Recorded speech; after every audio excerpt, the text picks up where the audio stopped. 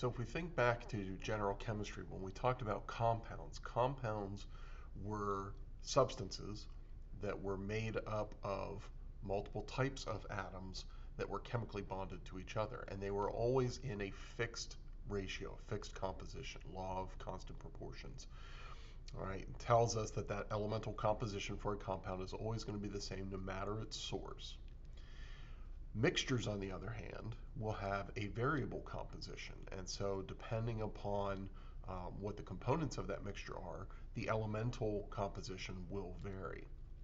And so by analyzing the elemental composition of a given material, we can assess a couple of things. We can determine the purity of the substance. If we assume that it's pure, we can test, is it really? Or if it's a known mixture of two different components, we can figure out what is the percent composition of one component versus the other. So if we have a mixture where what we are interested in, there's only one contributor of it, so only one contributor of a given element. We can start with that given mass, and when we talk about the composition of a mixture, usually it's by percent mass.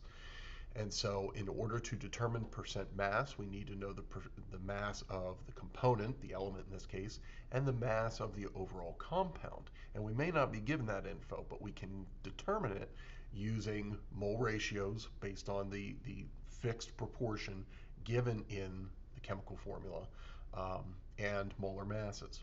So the first thing to do would be to take the given mass and to convert that into moles. Usually this comes in the form of, a certain amount of element was extracted, and this is how much there was. So you take that mass and you use the molar mass to cancel out the moles, or to cancel out the grams rather, and get to moles of that element. Then the next thing would be to use the formula itself and use the ratio established by the subscripts to determine how many moles of the compound are present. Once you know how many moles of the compound are present, then you can determine its molar mass and use that to convert to grams of the compound. So now we've got the grams of the element and we've got the grams of the overall compound. So now the fourth step would be to calculate the mass percentage of that element in the compound present in the mixture. And so you find those two, take the ratio times 100, that gives you your percent compound present in the mixture. So for an example, a 4.2 gram sample mixture of calcium chloride and sodium chloride is found to contain 0.24 grams of calcium. And the question is, what is the percent of the sample that is calcium chloride? So we know that we've got 0.24 grams of calcium, okay? And so we convert that into moles using the molar mass. Then we take that moles of calcium, 0.0060 moles, and we determine how many moles of the calcium chloride do we have. And so we know that for every calcium chloride, there is one calcium produced that is part of that. So it's a 1-to-1 mole ratio. So we have 0.0060 moles of calcium chloride. Then we use the molar mass of calcium chloride, which is just under 111 grams per mole.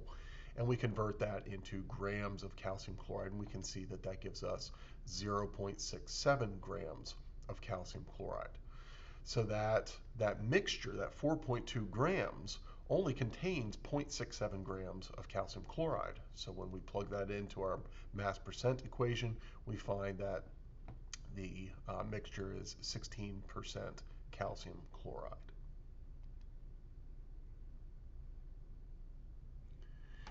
Now, when we're trying to determine the composition of a mixture where there are going to be multiple contributors of a given element, typically what happens is those compounds will be dissolved, and then whatever the element is will be selectively precipitated out.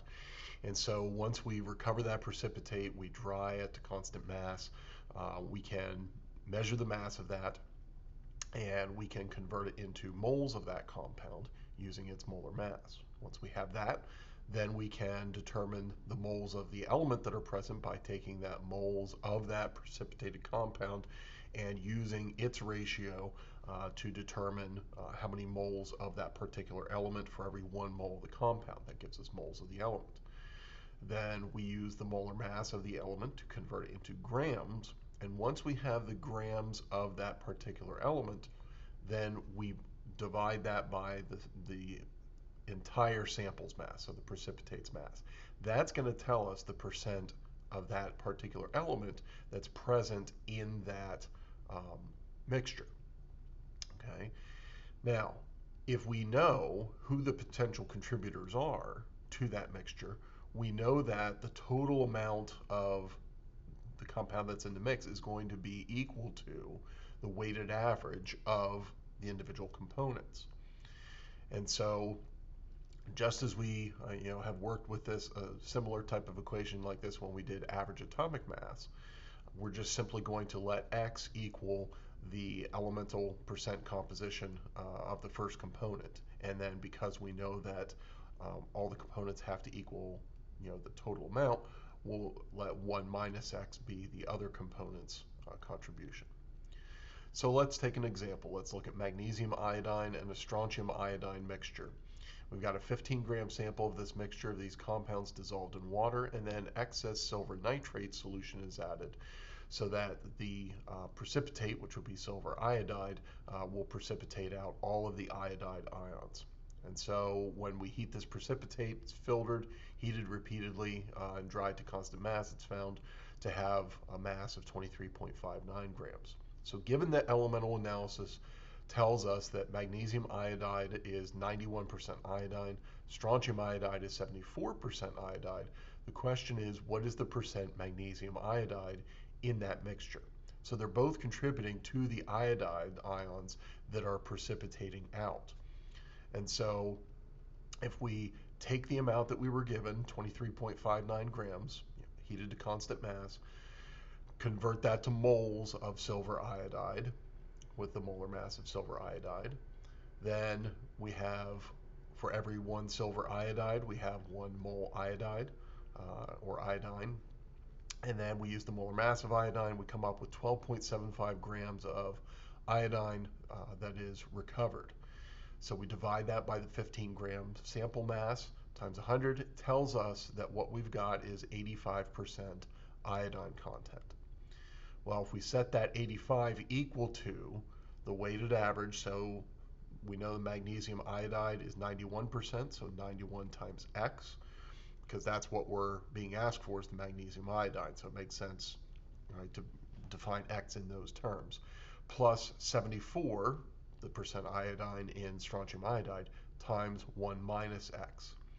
And so when we solve for that, we solve for X, we get 0.647, which tells us that the mixture is 64.7% magnesium iodide. One of the other types of problems we can look at is determining the effects of different contaminants on a particular sample. So if we take, for instance, a 9-gram sample of sodium bromide, and it's found that it contains 6.91 grams of bromine. And the question is this sample a pure sample? So straightforward, that's the initial question. Is it pure or not? But then we have to justify that. So the first thing we want to do is determine, based on the formula NaBr, what is the percentage of bromine. And we find that to be 75.7% by mass. So taking what we know in that a 9-gram sample produced 6.91 grams of bromine, when we calculate that percentage, we find that that actually comes out to 76.8% bromine. So first and foremost, to answer the question, no, the sample is not pure. And the way that we can justify that is by saying, if it were a pure sample, if it were just sodium bromide, based on the molar masses of the elements and the percent composition calculation, we should get 75.7%. But in fact, we got over that. So what that tells us is that there's got to be something else present in this sample besides just the sodium bromide. So then a natural follow-up question would be, well, what could that contaminant be in that sample? And so when presented with a series of choices, the first thing we want to look for is it even going to affect the amount of bromine that's present, either contributing to it or whatnot. And so the first example that we have here is, a very plausible one, because a lot of times, we'll filter, a sample that was in water, and so, maybe it wasn't dried out. So would that have had an effect? Well, in this case, water doesn't even have bromine in it. And so the fact that our sample was showing a higher percentage really doesn't make sense that water would be, a result of that or a contributing factor to that. So the 0% bromine content really would cause, if anything, the percentage of bromine to be lower. Look at lithium bromide. Well, lithium bromide comes out to 92.0% bromine, which is definitely higher and would indeed cause a higher percentage to result. So that's a definite contender.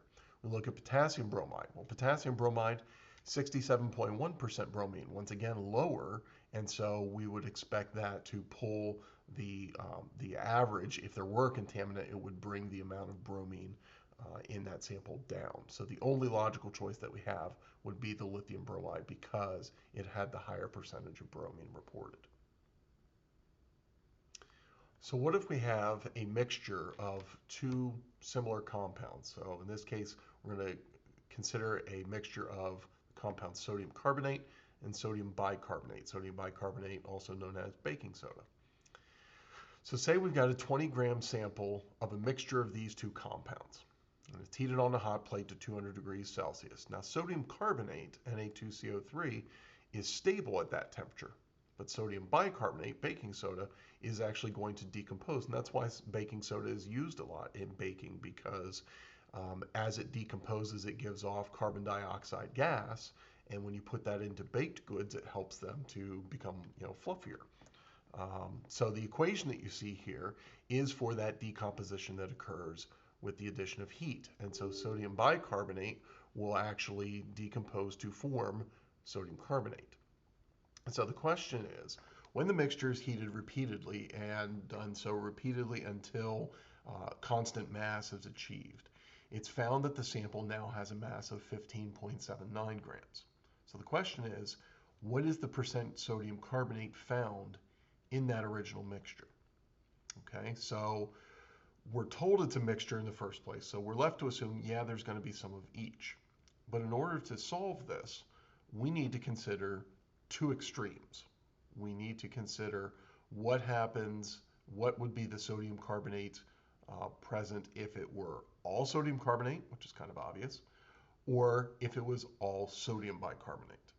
And we have to take those two amounts and then do a weighted average calculation, all right, to consider how do we get to that 15.79 grams.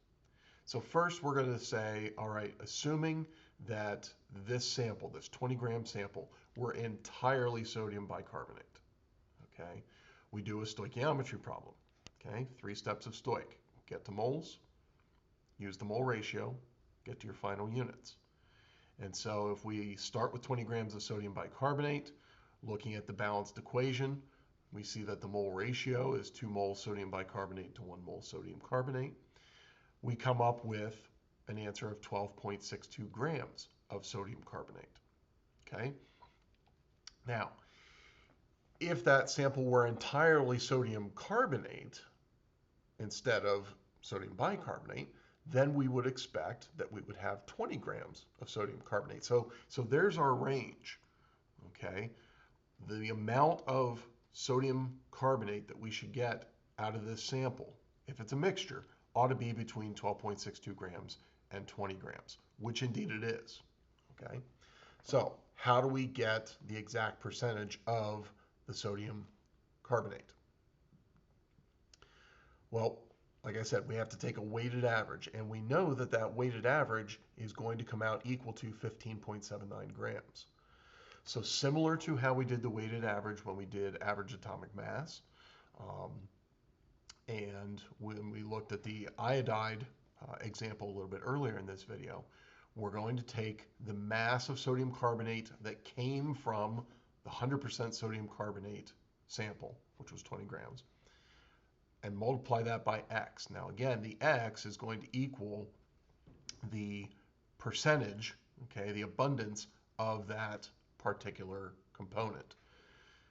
To that, we're going to add the product of the mass of the sodium carbonate that would have come from the 100% sodium bicarbonate sample, and that was that 12.62 grams that we determined.